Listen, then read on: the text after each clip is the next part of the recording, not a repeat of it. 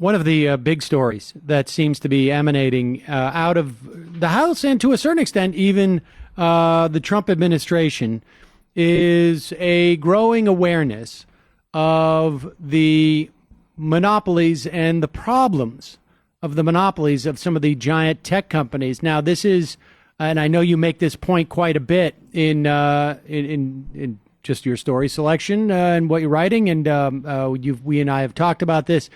That there's a whole host of other problems in terms of monopoly in other industries. Tech is sort of the shiny object. So I want to talk about that with you because you have a great piece about investigations that should have started 7 years ago. But before we get there, it's almost like we're putting out where it's the problem. Let's put it this way: is not static. We are not dealing with the problem of the size of Google, the size of Facebook, the size of Amazon, all with various different implications. But while we're not dealing with the problem is also getting worse. And I find this story terrifying that Facebook this week has unveiled a plan to create what they're calling an alternative financial system. It's a cryptocurrency. And will you explain to folks what that even means? Yeah, I mean, you read their sort of white paper on this and you come away with far more questions than answers. But to the best of my ability, I will try. There is going to be this currency called Libra.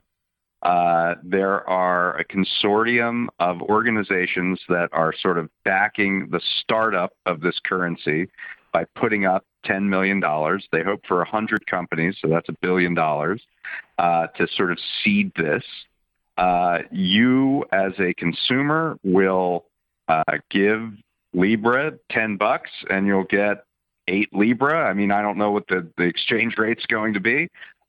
This Libra will be backed by the seed money as well as the money you pay in as reserves. So much like the Federal Reserve actually backs dollars, there will be this thing of value that's backing the Libra, and that makes it more stable. So it's not Bitcoin, where it's backed by nothing except the confidence of people that believe in Bitcoin.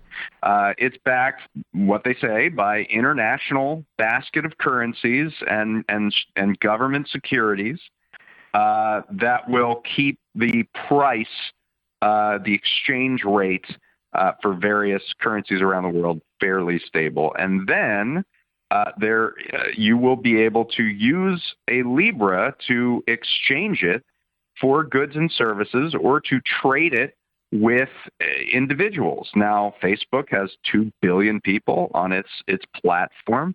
So you can imagine that you're talking about remittances to potentially billions of people around the world with this one singular unit of value. There will be, Facebook is also creating this thing called Calibra, which is the digital wallet. Okay, wait a second. Before we get to that, let's just talk about. I'm sorry to confuse everybody. Well, no. I mean, I think I just want to make sure that we're digesting this as we go. So, if people are familiar with Bitcoin essentially is created through computing power.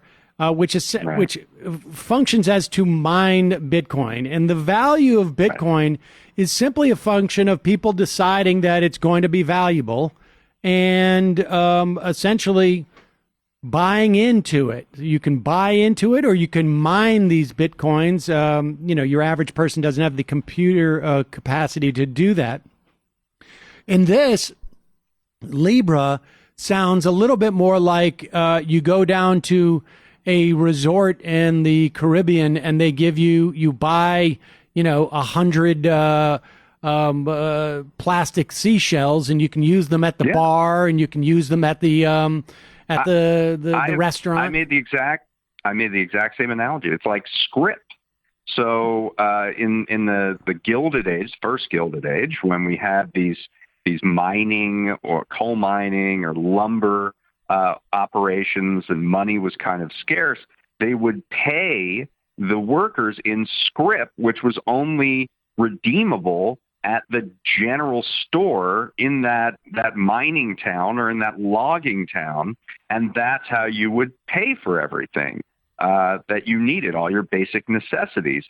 There's some similarities here because obviously Facebook is trying to set this up as the way to make purchases within Facebook for the millions of small businesses that could be able to, offer their goods on it. It's saying that you can use Libra to exchange money between your friends. And it's like scrip. It's like this money that makes that is legal tender, so to speak, within Facebook. And these and presumably these other partner companies. So you get into your Uber, and I imagine you'll be able to pay with Libra if Facebook, works out. If it's maybe MasterCard, you might be able to pay part of your bill with Libra, I guess, on some level, theoretically. And then let's look at the best case of this and the worst case, just real quick. So the best case is that the fact that our payment system in the United States is pretty terrible. It takes days for transactions to clear. If you send a check or if you try to exchange money into a bank account, it's clunky. It's particularly if you're doing it internationally, there are high fees. The attempt here is to make frictionless transactions across the Facebook network, in a way that is trusted, which is, kind of debatable when we're talking about Facebook, but, use that to supplant really the payment system, not just in the United States, but all over the world. All right. Well, let me ask you this then. And obviously we're going to get to the other elements of this, and we'll get to the parts of this that could be super, super dangerous. But how is it? I want to just try and establish what the benefit is. So how is it more beneficial than, say, Venmo? Venmo, for people who don't know, I don't know how widely adopted it is around the country, but it's fairly widely adopted at this point. And that is, you basically just send people money. You can keep it in your Venmo account so that it's readily available, or you can then deposit it down. It's sort of like PayPal, but it's a little bit less, a little bit more frictionless, as you call it. How is it better than Venmo? Why do we have to go into Libra? Why can't we just make it dollars? If you'd ask Facebook, they would say Venmo doesn't have 2 billion people that are subscribers to it, and so the scale is bigger. Venmo isn't international, and so if you want to remit something to someone in Brazil or Mexico or Canada or wherever, you can use this Libra system for that. And Venmo doesn't always. Maybe there are some cases where it does, but there aren't millions of sellers of retailers that will accept payment through Venmo, and yet. The theory is you would have all these sellers who would accept payment through Libra. So that's what Facebook, I think, would say about it.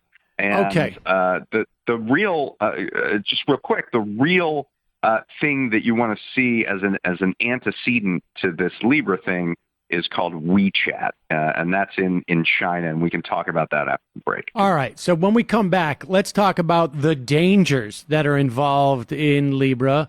The precedent that we've seen in terms of something like WeChat, and how Facebook intends to essentially operate this new currency, and what the United States should do about it. We'll discuss all of that when we return. I'm Sam Seder. This is Ring of Fire Radio. We'll be right back with David Dayen in a minute.